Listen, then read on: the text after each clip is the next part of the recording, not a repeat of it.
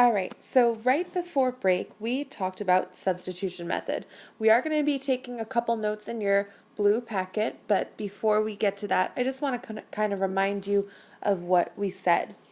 So before break, we said that if two students were the same age, so let's say if Jane was the same age as Eliza,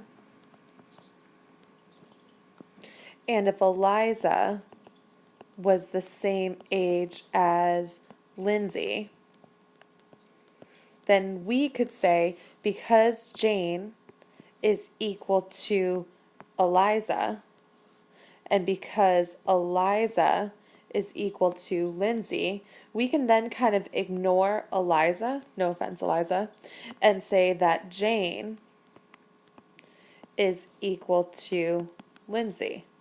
That's the main idea of substitution method. If two things are equal to the same thing, then they are equal to each other.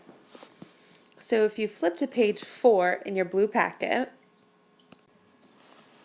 so on page 4 we have this system of equations. And so none of the stuff I write in green do you have to copy down. So just kind of jogging your memory. Before break, we were talking about systems of equations. And what those are when we have two equations that we are trying to solve for at the same time. So y equals 3x plus 9 and y equals negative 8 plus 4x. So back in the day, aka before break, we would graph the two lines. So 3x plus 9 started at 9, and we would go up 3 over 1. We'd also go back 3 and over 1. So it might look something like this. And then we'd have negative 8 plus 4x, which would start at negative 8 and go up 4 over 1. And maybe they would meet somewhere up here. And so that would be our solution, the point that they crossed at. Except that is really, that's a tough graph to make. It looks like the solution is going to be a relatively big number. So we want to go about solving this a different way. And one of those ways, algebraically, is substitution. So right now, we kind of have Eliza, Lindsay, and Jane. We have Eliza is equal to Lindsay, and Eliza is equal to Jane. So we can say that Jane must be equal to Lindsay or whomever. So we can set up an equation, 3x plus 9 equals negative 8 plus 4x. And this is an equation that we know how to solve because the number one thing high school teachers want us to be able to do is solve these kind of equations. So I would subtract 3x from both sides. I would get 9 equals negative 8 plus x. I would add 8 to both sides, and I would get that x equals 17. Awesome. So that's one part of the solution. But remember, when we found our solutions, it was a point where two lines crossed. Points are written as x comma y.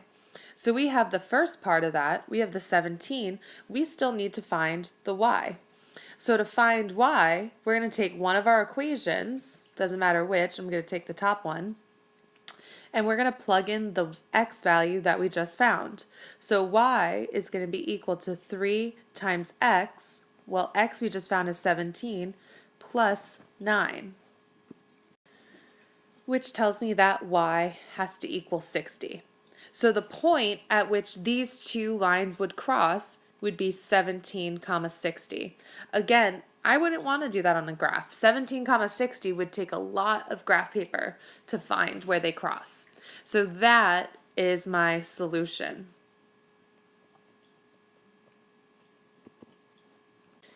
So flip to page 7 in your blue packet, and you can see that we have problems that are similar to the one that we just did. So instead of graphing them, we're going to solve them using substitution. So right now I have Eliza equal to Jane and Eliza equal to Lindsay. In other words, they're both equal to y, so they have to be equal to each other.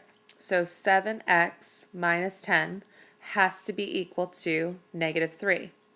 So I draw my line and solve the equation, which gives me that x equals 1.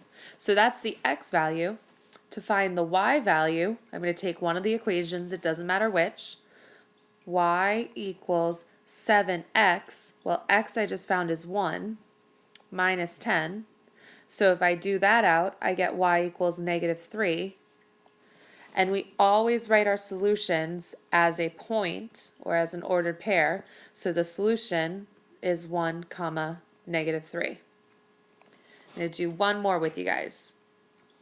So for number 3, y is equal to 6x minus 14, and y is equal to negative 8x. So I can set up the equation 6x minus 14 equals negative 8x. Draw my line and solve.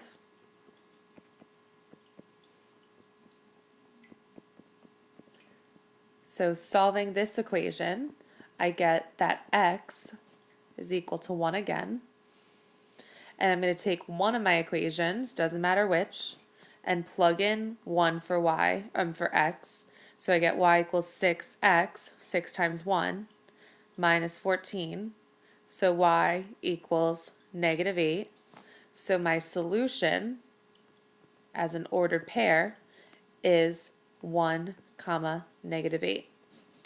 Try the rest on your own.